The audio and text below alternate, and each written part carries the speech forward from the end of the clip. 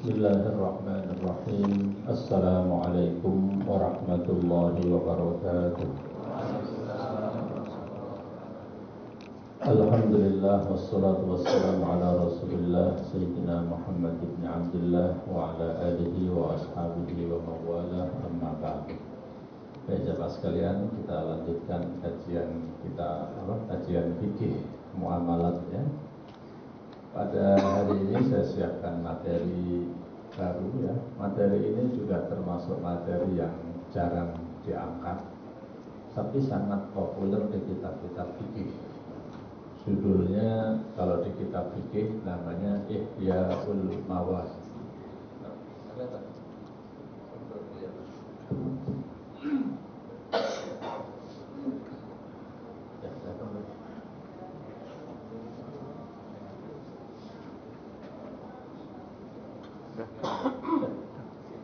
Jadi judulnya Ihya'ul Mawad. Mungkin Bapak Ibu pernah kenal yang namanya kitab Ihya Ulumuddin ya. Karangan siapa? Siapa? Imam Al-Ghazali. Artinya Ihya Allah menghidupkan. Kalau Al-Mawad dari kata mayyit artinya mati. Jadi Ihya'ul Mawad artinya adalah menghidupkan orang mati. Ini ilmu sulap jadi itu. Di sini kata mawad bukan orang yang mati, tapi maksudnya adalah tanah atau lahan yang mati. Bahasa Indonesianya mungkin adalah lahan tidur. Jadi Ihya'ul Mawad itu artinya adalah menghidupkan lahan tidur. Jadi ternyata di dalam fikih ya, di dalam ajaran Islam, di dalam hadis Nabi itu ada juga dalam kajian muamalah, kajian bisnis syariah, diantaranya adalah Ihya'ul Mawad atau menghidupkan lahan tidur. Memang perlu diketahui bahwa profesi yang terbaik dalam sudut pandang Islam yang sudah pernah saya singgung adalah yang pertama adalah produksi, ya, produksi. Yang kedua baru distribusi. Bukan berarti profesi yang lain tidak halal, tidak baik, bukan. Tapi kalau boleh milih, yang sangat dianjurkan, kalau bisa orang Islam itu dianjurkan untuk bisa terjun ke dalam dunia produksi atau industri. Kalau nggak bisa, masuklah ke dalam bisnis distribusi. Artinya bikin pabrik, kalau nggak bisa dagang. Nah, di antara sekian banyak industri yang paling bagus dalam konsep agama Islam itu adalah agroindustri. Industri yang menyangkut masalah pangan. Kenapa? Karena kalau pangan itu merupakan basic human needs, kebutuhan dasar manusia yang orang tidak bisa hidup tanpa pangan. Sehingga ketika kita terjun dalam bidang industri pangan, berarti kita telah banyak membantu orang.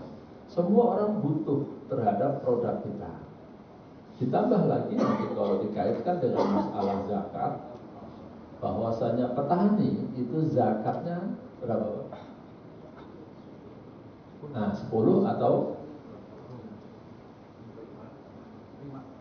5 ya. Al-usur atau nisful usur. Jadi kalau pedagang kan cuma 2,5%. Kalau petani zakatnya itu 5% atau sampai 10%.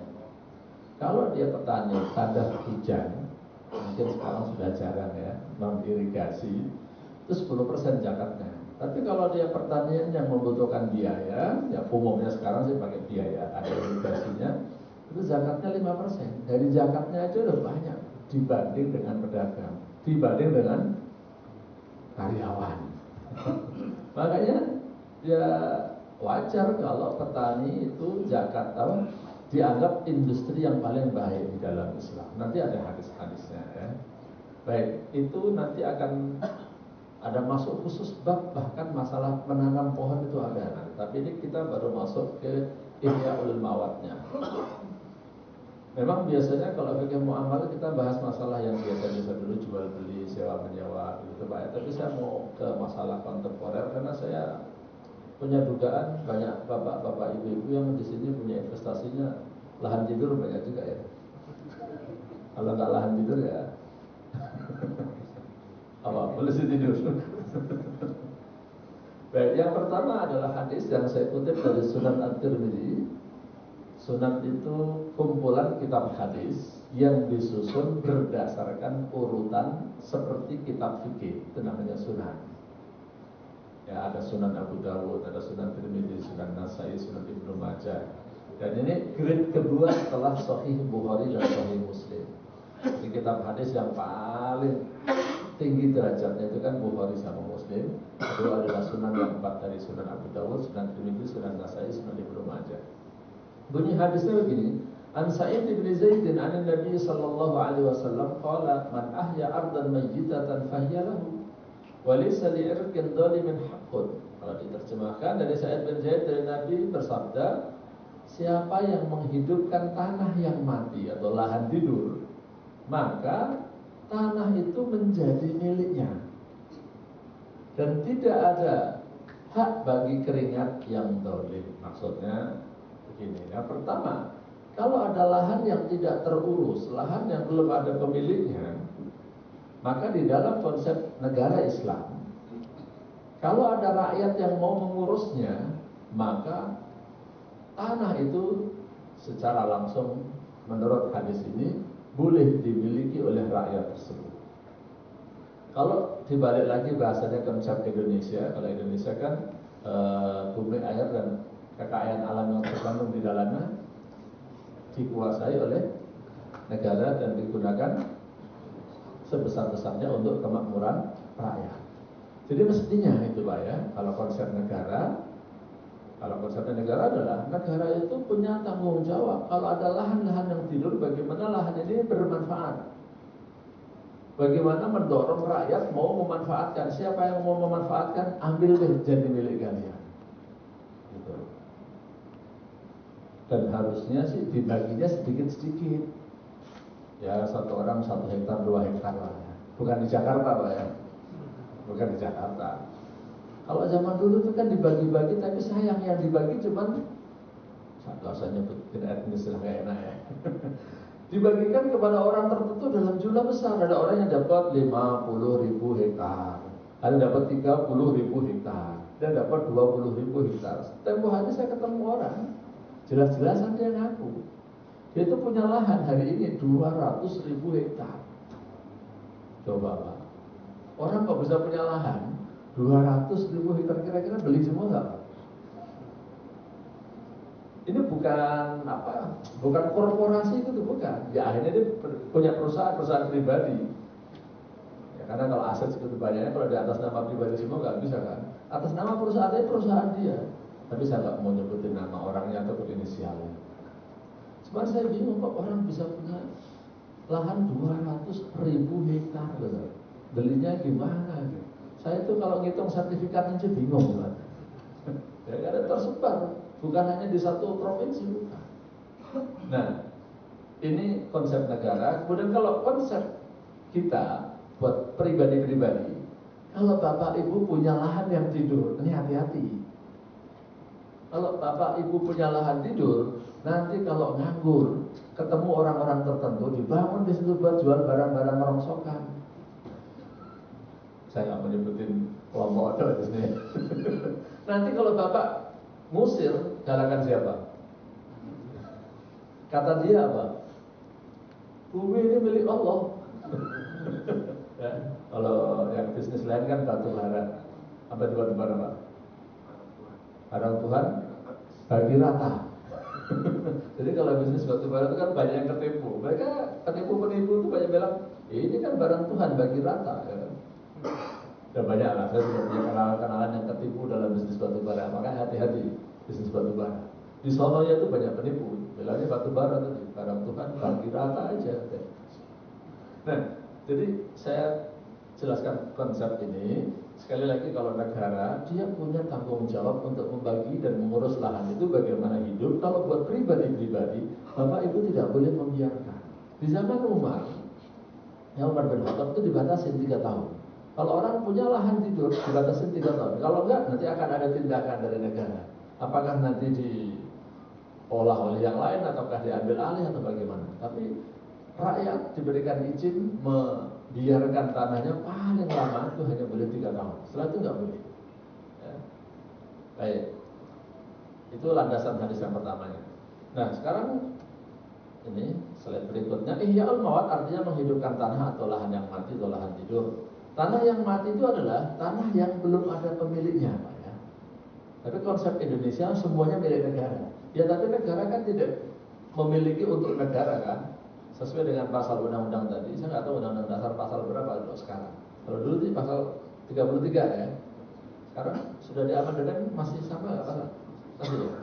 Masih. Saya nggak hafal yang amandemen sekarang ya.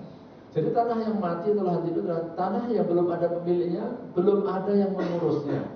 Ya, misalnya belum ada yang menanamin, belum ada yang menempati, atau memanfaatkan dengan cara menandai atau membangun di atasnya. Dan tidak ada hal yang melarang untuk memilikinya. Nah, maksudnya gini, tanah-tanah itu adalah tanah yang sifatnya masih umum. Tidak ada peraturan yang melarang untuk memiliki itu. Contohnya apa? Kalau tanah di Indonesia sudah dilarang sekarang. Mungkin kita nggak bisa menerapkan hadis ini mentah-mentah ya, tapi tetap ada gunanya nanti suatu saat ya. Mungkin kita nggak bisa mentah-mentah menggunakannya secara pribadi. Atau misalnya di tanah suci itu ada tempat-tempat yang sifatnya namanya Masy'arul Haram, Arafah, Mina, Muzdalifah, itu tempat-tempat ibadah yang menjadi milik publik. Di situ tidak boleh dikuasai oleh perorangan. Ya, nggak boleh dikuasai oleh perorangan. Nah, jadi secara fikih Ihya'ul Mawat, hal ini boleh dilakukan, tapi pada zaman ini mungkin hampir sudah tidak ada lagi lahan yang mati atau lahan tidur, karena semuanya sudah dikuasai atau dianggap menjadi milik negara. Tetapi negara harusnya mengizinkan kepada rakyat untuk membuka lahan-lahan yang masih belum terurus itu. Nah, kajian atau adanya hadis tentang Ihya'ul Mawat, Bapak Ibu sekalian, ini menunjukkan betapa pentingnya memanfaatkan bumi yang diwariskan oleh Allah. Kalau bumi itu Bapak Ibu beli tanah kemudian tanahnya nganggur, ya, itu masuk kategori wala tubadziru tabdzira innal mubadzirina kanu ikhwanas syayatin. Jadi mubadzir, Pak. Bapak itu jangan bilang begini, tapi kan saya untung. Iya, memang Bapak untung. Tetapi itu nanti jadi konsepnya kapitalis. Yang penting saya untung, orang lain tak peduli. Nah, itu konsep kapitalis. Kalau konsep Islam enggak, bahwa kepemilikan, konsep hak milik di dalam Islam semua itu milik Allah. Dan dia harus digunakan sesuai dengan aturan Allah. Manusia itu hanya menjaga amanah. Ini titipan dari Allah. Jadi karena ini titipan, Bapak Ibu kalau dapat titipan, tugasnya ngapain, Pak? Misalnya nih, mulai dari sendal. Kalau ada orang nitip sendal, tugas orang yang membawa titipan sendal itu ngapain? Jaga. Jadi kalau ada titipan, tugas kita adalah jaga, benar ya? Benar atau salah?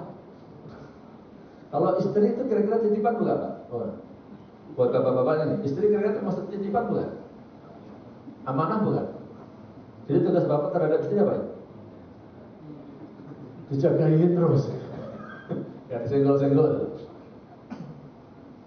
Kalau bapak misalnya punya dealer mobil, ya, jual beli mobil second, ada orang datang, Pak saya titip mobil saya Pak ya, tugas bapak apa ya? Ya kemarin dijual titipan. Tapi katanya jagain. Jadi sekarang kalau mau didefinisikan tugas kita terhadap titipan itu apa? Nah di sini kan perlu definisi yang jelas Pak ya. Jadi saya katakan tugas kita terhadap titipan itu adalah memperlakukan barang itu sesuai dengan keinginan yang menitipkan. Oh, bener gak kira-kira? Kalau sendal, titipan sendal di masjid, keinginan yang nitipin, tolong jagain, nanti kalau saya sudah selesai sholat, saya ambil lagi, kasihkan Pak. Kalau saya nitipin mobil di dealer Bapak, maksudnya Pak, ini saya titipkan mobil saya, tolong jualin. Harganya yang saya inginkan, yang kira-kira saya dapat untung. Nanti kalau udah laku, duitnya kasih ke saya, jangan diambil Bapak ya.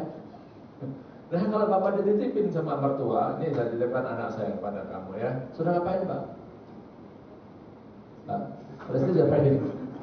Jangan dijagain doang ya. lain-lain lah. Kalau bahasa Qurannya muasyarah bil ma'ruf ya.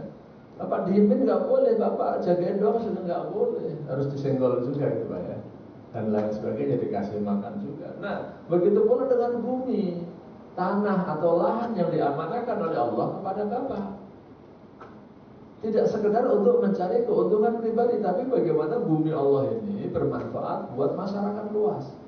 Kan di dalam surat Al-Anbiya, dengan ayat-ayat tidak banyak saya cantumkan, disebutkan walaqad katabna fi zaburi min ba'di dzikri annal arda yarithuha ibadiyas shalihun. Telah aku tuliskan di dalam kitab Az-Zabur bahwa bumi ini saya wariskan. Diwariskan oleh Allah kepada siapa? Kepada hamba-hamba yang soleh. Dititipkan maksudnya, diamanahkan oleh Allah pada hamba-hamba yang soleh. Jadi tugas kita bagaimana bumi ini bermanfaat buat lingkungan kita, bukan sekedar mencari keuntungan pribadi.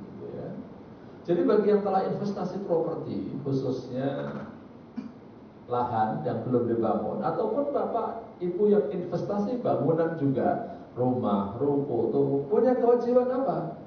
Punya kewajiban memanfaatkan. Kalau itu lahan masih berupa tanah, bapak punya kewajiban untuk menanam di atasnya. Nanti saya tunjukkan hadis tentang nanamnya juga. Ya. Kalau punya bangunan, bangunannya tidak boleh dibiarkan. Saya melihat di beberapa komplek itu sampai rumah pada rusak. Orang pada beli rumah buat investasi doang, nggak dipakai. Saya lihat ada rumah nganggur sudah sekitar 13 tahun. Setelah itu, ini sama sekali nggak dipakai. Sekarang direnovasi. Lah ngapain rumah nggak dipakai 30 tahun? Sekarang renovasi, belum tentu dipakai lagi itu habis itu. Ada lagi yang aneh saya lihat, rumahnya sampai rusak, mau dibeli orang nggak boleh juga. Sekarang udah hampir roboh. Ini banyak nih. Ini kesalahan besar dalam berinvestasi. Investasi dalam Islam boleh, ada dalil yang menyuruh kita berinvestasi, tapi nggak begitu caranya, itu maksud saya. Jadi nggak boleh Bapak Ibu biarkan kalau sudah terlanjur investasi lahan atau properti, dilarang membiarkan lahan tersebut tanpa manfaat sama sekali. Ya. Hadis ini juga menunjukkan bahwa negara bertanggung jawab atas pemanfaatan lahan di wilayah negara tersebut. Baik. Hadis lain yang mendukung hadis yang tadi yang sudah saya sampaikan tadi, yang pertama ini yaitu dari Sunan At-Tirmidzi, diperkuat oleh hadis Sahih Bukhari. Man a'mara ardan laysat li ahadin fahuwa ahaqqu.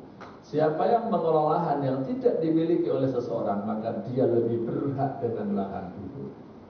Sehingga ya Bapak Ibu sekalian, menurut para ulama, ini tidak perlu izin negara sebenarnya. Kalau negara punya lahan yang banyak sekali, nggak dimanfaatin, nganggur ya. Sementara banyak orang yang rumah pun nggak punya. Ini kalau ngikutin hadis ini, kalau dalam konsep negara agama, negara Islam, kalau ada orang mengambil dan memanfaatkan, membangun di situ, negara nggak boleh melarang. Bahwa aku, ya walaupun ini kita bukan negara Islam, tapi kita berharaplah mudah-mudahan konsep ini setidaknya secara pribadi-pribadi kita memanfaatkan lahan-lahan yang sudah terlanjur Bapak Ibu investasikan.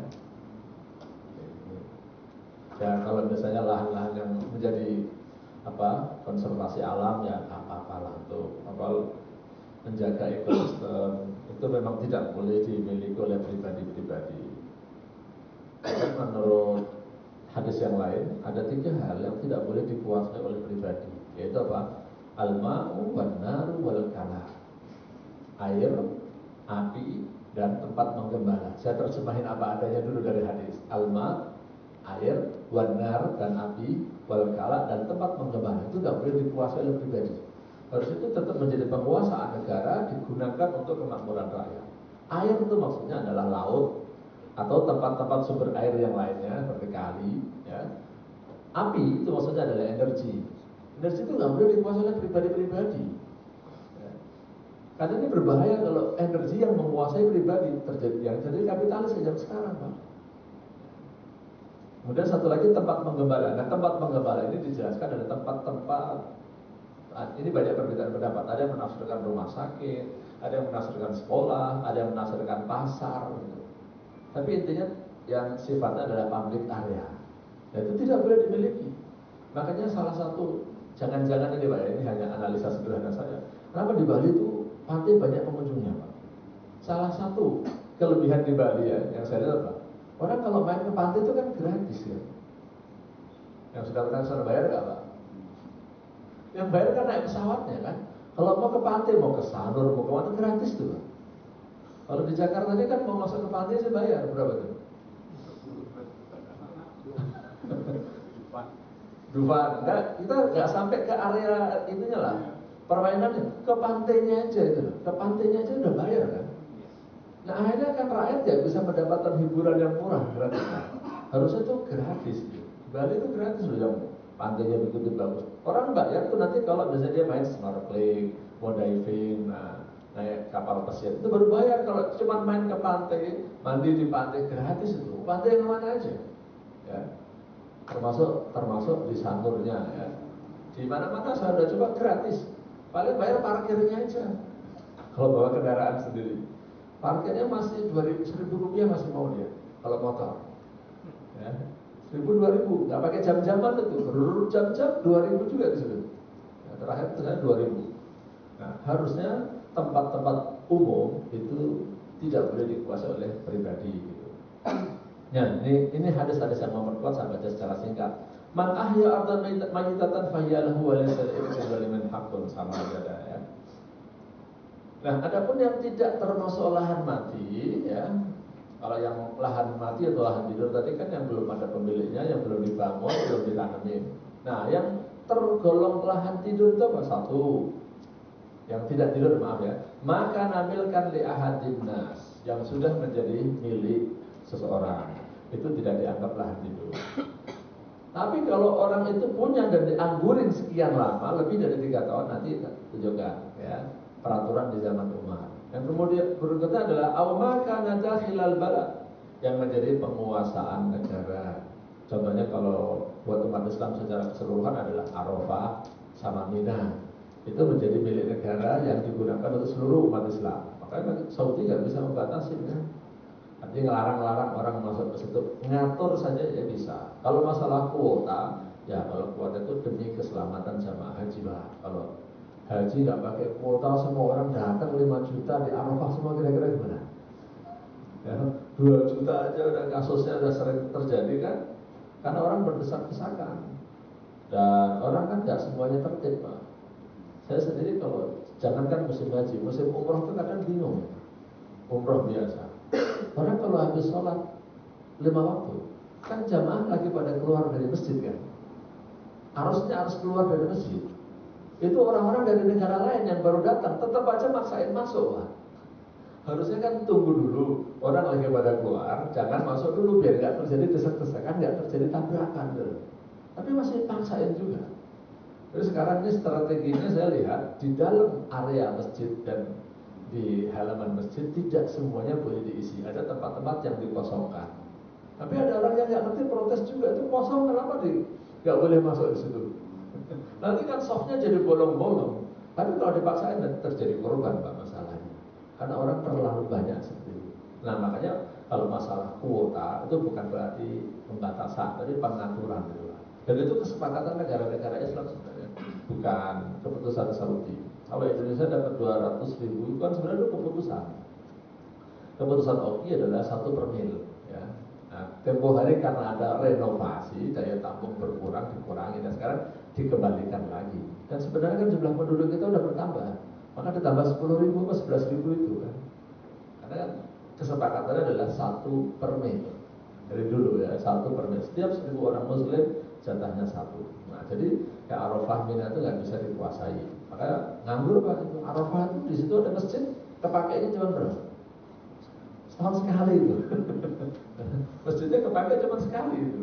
Ya apa boleh buat? Memang kewajibannya di situ setahun sekali pas musim haji aja. Ya. Baik. Berikutnya. Nah ini saya kutipkan dari kitab Al-Fiqhul Islami wa Adillatuhu bahwa sebenarnya butuh izin pemerintah nggak kalau orang itu memanfaatkan lahan tidur ya. Faqala Abu Hanifah wal Malikiyah yahtaju ihya'ul mawad ila idnil imam. Wa qala Sahibain wa Syafi'iyah wal Hanabilah yajuzu tamallukul ardi bil ihya' wa illam ya'danul imam fihi. Jadi kalau menurut mazhab Syafi'i dan mazhab Hambali ya, kalau di Indonesia kan katanya Syafi'i. Saya katakan tidak membutuhkan izin imam. Makanya tadi saya katakan kalau ada tanah nganggur, ada orang-orang tertentu itu kemudian bangun itu kan, Nanti kalau dosa dia minta ganti rugi kan? Kalau ini bumi punya Allah. Dalilnya ini Pak. Dalilnya ini. Nah, ya di satu sisi ada benernya tapi salah juga. Salahnya itu kan sudah menjadi milik. Tapi benernya dia, ya salahnya pemilik juga. Kenapa dia memiliki tanah yang tidak dimanfaatkan? Karena konsep dalam nggak boleh membiarkan. Jadi sama-sama salahnya sebenarnya. Jadi yang ingin saya tekankan sebenarnya di sini adalah konsep ini, ayo Bapak Ibu, ya yang sudah terlanjur investasi lahan segera dimanfaati. Saya pernah dapat pelajaran dari orang yang banyak berinvestasi properti.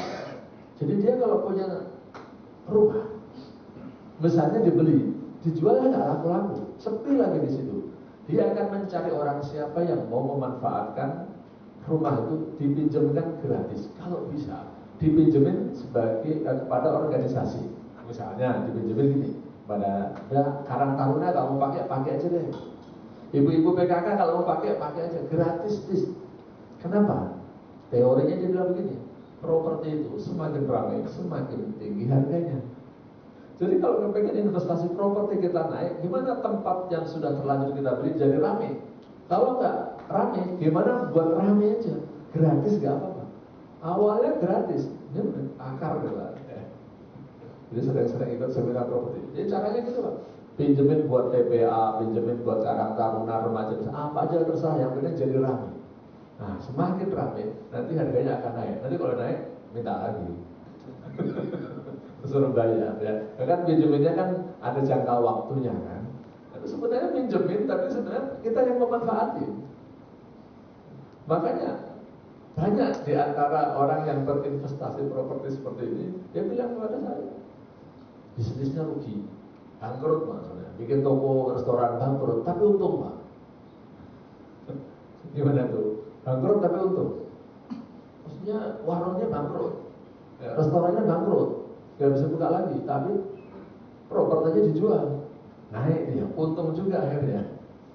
Jadi walaupun bangkrut tapi untung.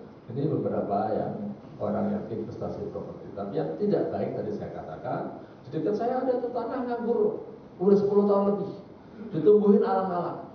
Orang mau ngambil rumputnya aja nggak boleh.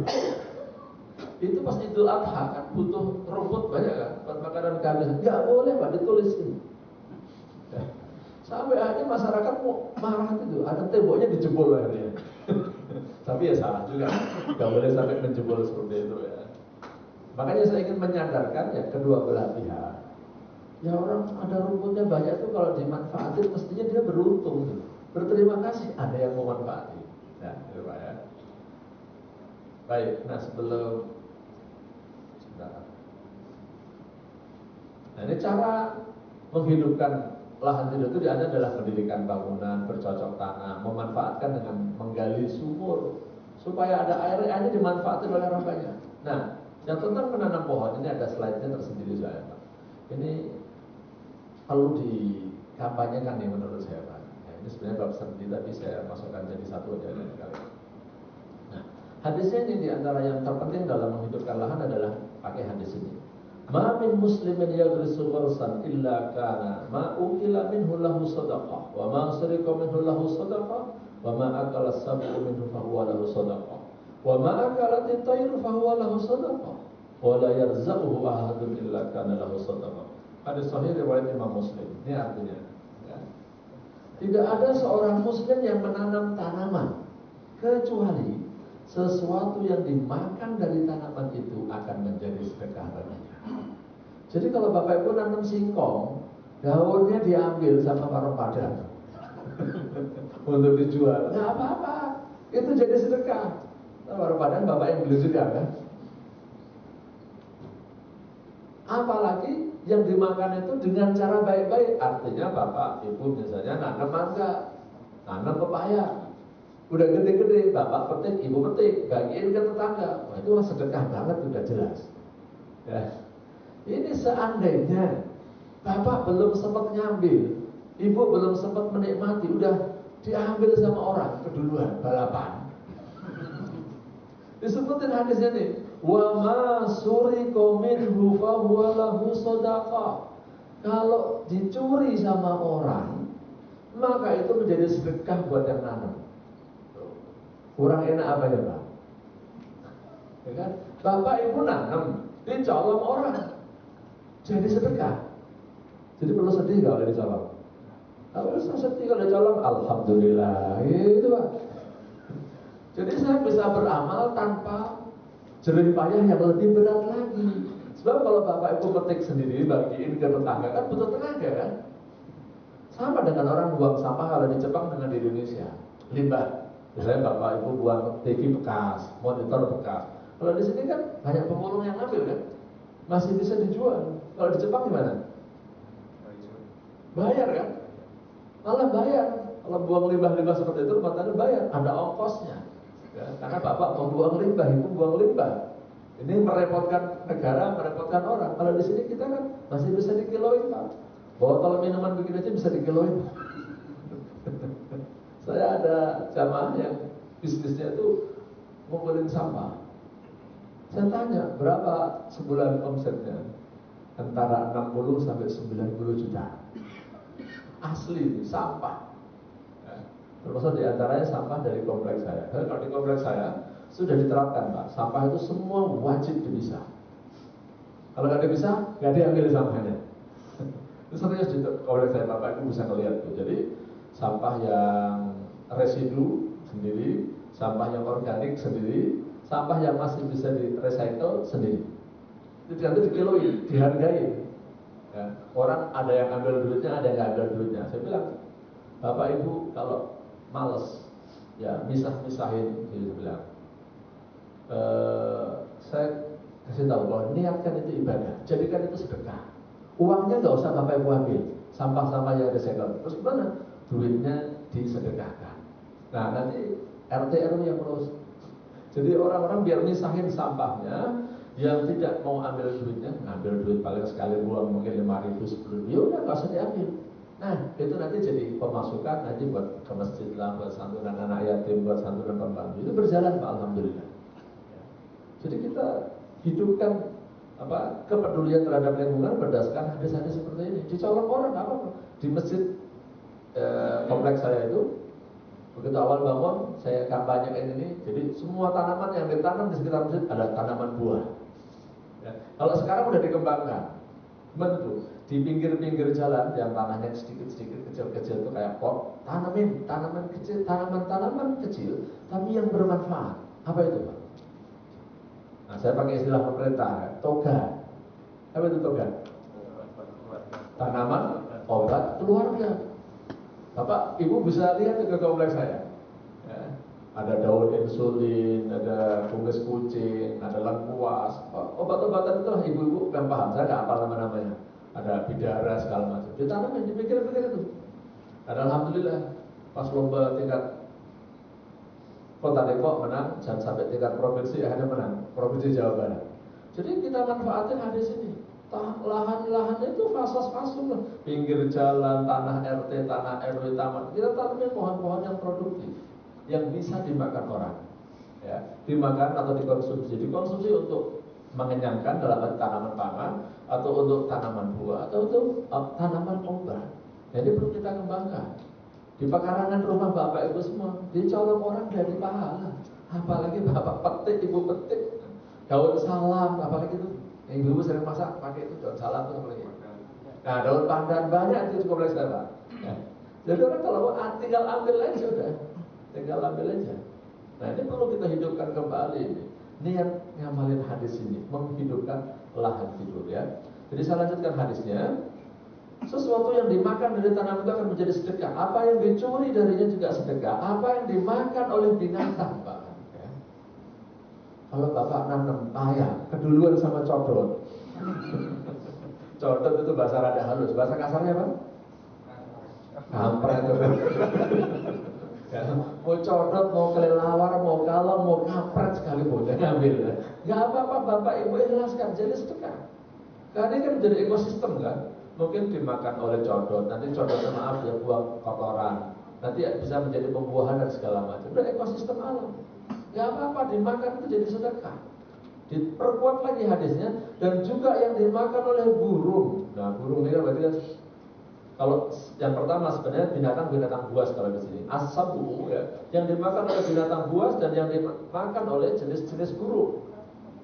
Semuanya jadi sedekah. Dan bahkan wala yarza'uhu ahadun illa kana lahu sadaqah. Tidak ada yang berkurang dari tanaman itu yang diambil oleh orang. Contohnya tadi daun. Bapak Ibu nanam pisang, daunnya diambil orang buat pepes. Ya. Bapak Ibu nanam daun pandan diambil orang buat masak nasi biar lebih sedap. Nah, jadi sedekah. Lu sedekah gampang begitu kok nggak mau itu kan? Malah Bapak Ibu namanya pohon-pohon yang bunga-bungaan aja. Nggak dosa. Tapi ada yang lebih bermanfaat itu loh maksud saya. Makanan itu kan basic human need-nya, primernya. Kalau kebutuhan makan rakyat Indonesia, Bapak Ibu jangan pikir diri sendiri. Saya bisa beli kok, jangan seperti itu. Islam tidak mengajarkan egoisme seperti itu. Toh kita selama ini makan beras, makan bubur, lontong, makan singkong. Yang nanam siapa? Apa yang nanam bukan? Yang nanam orang lain kan? Dan kenapa kita nggak mau menanam buat orang lain gitu loh? Nah, sebagaimana kita telah memanfaatkan tanaman orang lain, ayo Bapak Ibu, kita juga perlu menanam untuk kita wariskan, kita berikan pada orang lain memanfaatkannya. Mulai dari yang kecil, dari saya bilang tanaman toga, tanaman buah, tanaman pangan. Cabai aja kok jadi masalah. Padahal nanam cabai apa susahnya Pak? Kalau dibuang di halaman rumah Bapak, biasanya pada tumbuh nggak? Nah kenapa harganya bisa mahal? Karena kita udah jadi budaya malas dan budaya sombong. Apa anak itu repot-repot beli juga bisa, ya kan? Padahal kalau saya dulu ngerasain waktu kecil loh, kalau namanya sayur bayam mah nggak pernah beli ya. Biar petik di kebun-kebun, tumbuh sendiri, nggak ada apa-apa juga tumbuh kok. Namanya bayam, membalik cabai. Kalau cabai mungkin ada perlu kesengajaan, tapi kalau namanya bayam itu tumbuh di tempat-tempat sampah aja tumbuh kan. Nah sekarang kita harus beli kangkung. Kangkung itu kalau zaman saya kecil di kampung itu identik dengan makanan orang miskin. Kalau yang suka tidur di kelas makannya kangkung dulu sih, gitu kan? Tapi sekarang di Jakarta cah kangkung berapa satu porsi Pak? Tuh kan mahal banget kan? Ya karena tadi tanaman pangannya nggak banyak kita.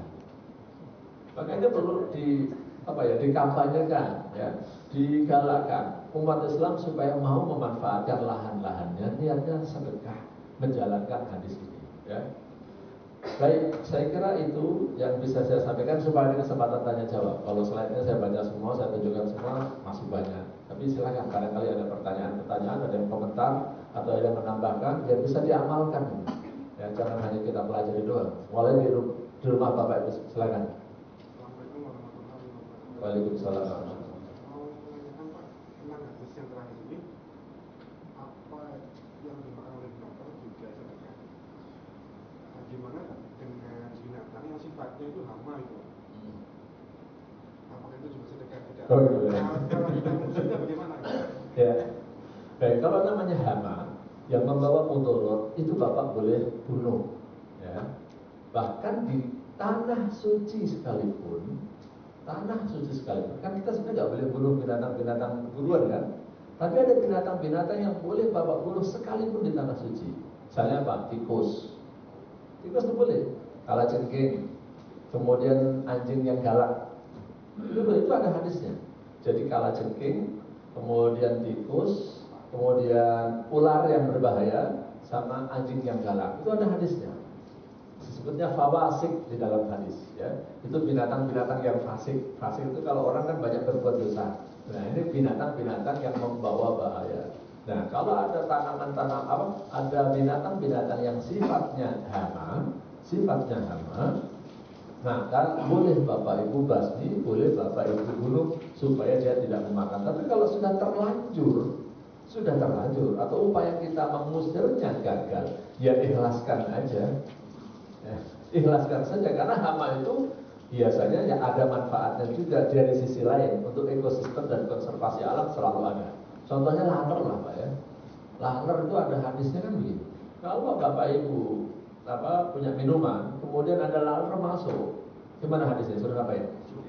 Celupin sekalian. Kenapa? Di sisi kiri itu ada penyakitnya, tapi di sisi kanan ada penawarnya, ada obatnya. Ya kalau kopinya cuma 1 gelas begini bapak mungkin jijik ya. Tapi kalau bapak misalnya mau hajatan, udah bikin soto 1 panci gede, ada laler masuk gimana? Masa mau dibuang?